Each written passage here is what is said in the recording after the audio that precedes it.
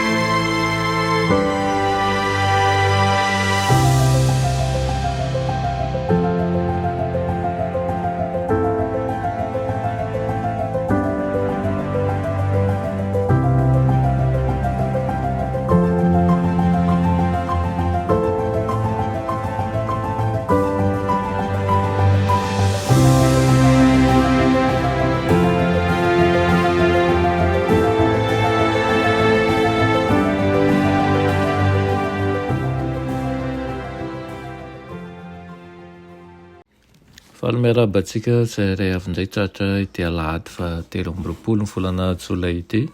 Sotran'Andriamanitra isika fa lehibe ny famindram-pony ary mbola miheny an'izao andro fa tsika mandray ihany koa ny fahasoavany. Alohan'ny hidirantsika amin'ny lesona ho an'ny lehibe dia hivavakisika. Tompon'Andriamanitra eo velom-pisaoranao izay satria tsy lany amamiana ny fitiavanao fa manomena izay ilainay mandrakariva ianao. Tsisy tambiny ireo efa nomenao fa fitiavanao anay izany. Tompo andray ny tenao izay miteza ianao hamoky zava-tsoa ho anay amin'ny anaran'i Jesosy. Amen. Lohateny lesona antsika androany dia manao hoe nampanakakezina ao amin'ny Kristy. Nampanakakezina ao amin'ny Kristy. Hamaky isika ny Efesianina 2:2-12 sy ny 12 sy ny Efesianina 2:2-1 sy ny 13.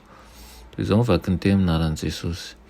Koa tsaro fa fahina nareo izay jentilisa araky ny nofo, ka nolazainy voafora an-tanana teo amin'ny nofo hoe tsy voafora, eny tsaro fa tamin'izany androizany dia tsy nanana ny Kristy ianareo fa olon-ko azy tamin'ny fanjakan'i Israely, ary fahiny tamin'ireo fanekenteny fikasana dia tsy nanana fanantenana sady tsy nanana an'Andriamanitra eto amin'izao tontolo izao. Ary ianareo dia efa novelomy ny fonom-bola matin'ny fahadisoanareo sy ny fahotanareo izay nalehanareo fahiny araka ny fomban'izao tontolo izao, araka ny mpanapaka ny fanjakana eny amin'ny rivotra, dia ny fanahy izay miasa ankehitriny ao anatin'ny zanaky ny tsy fanarahana. Tao amin'ireo no nitondrantsika rehetra tena koa fahiny tamin'ny filan'ny nofontsika, ka nanaovantsika ny tany nofo sy ny saina, ary araka ny toetsika dia zanaky ny fahatezerana toy ny sasany koa isika. Amen. Amin'ireo teny izay nivakitsika teo, hita amin'ny Paoly fa zava-dehibe ny ahatsiarovan'izy ireo ny lasany. Tsy nanana ny Kristy izy ilay voahosotra, ilay Mesian'i Israely izy ireo. Olon-ko azy tamin'ny fanjakan'i Israely izy ary fahiny tamin'ny fanekenteny fikasana, tsy nahalala ny tokom-pamonjena tolo-tandriamanitra tao amin'ny drafim-panavotana manontolo.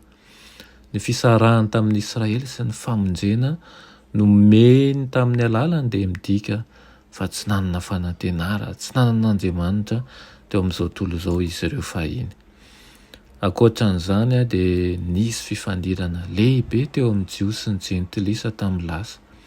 Maneho santonany amin'izany fifankahalan'izany i Paoly amin'ny firesahany momba ny faneratsiranany jentilisa ka niantsoana azy ireo hoe tsy voafora, ary faneratsirana izay mitovy amin'izany ihany koa no niantsony jentilisa ny Jios hoe voafora. Zavatra hafa tanteraka nefa izany no ambara hoy Paoly hoe fa ankehitriny kosa ao amin'ny Kristy Jesosy ianareo izay lavitra fahiny dia efa nampanakekeny raha ny Kristy. Mindrana ny teny ao amin'ny Isaia fa 7:7-7 i Paoly raha nanoritsoritra an'ireo mpino hoe lavitra fahiny, fiadanana ho an'izay lavitra sy ho an'izay akaiky izy hoy Jehovah ka dia ahasitrana azy ao. ao amin'ny Kristy tamin'ny alalan'ny hazo fijaliana dia nampiana-kekezina tamin'izay rehetra ny sarany jentilisa dia Andriamanitra sy ny fanantenan'ireo rahalahy sy ny anabavin'ny Jiosy. Izao ny vaovao mahafaly lehibe hita amin'ny fanoritsoritany Paoly.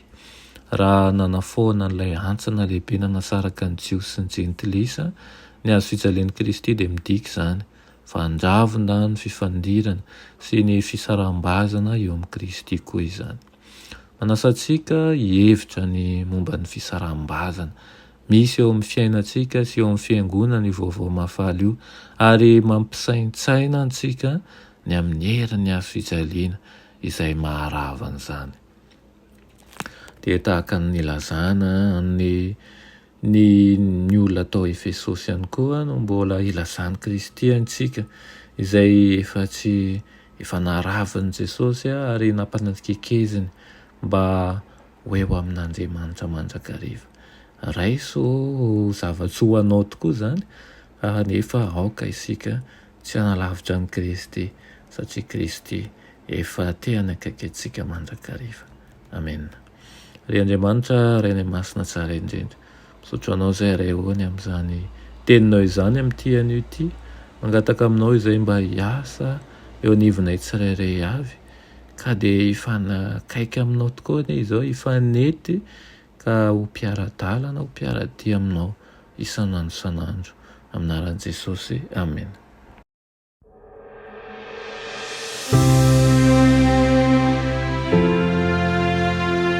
Mianatra eo an-tongotry Jesosy isan'andro.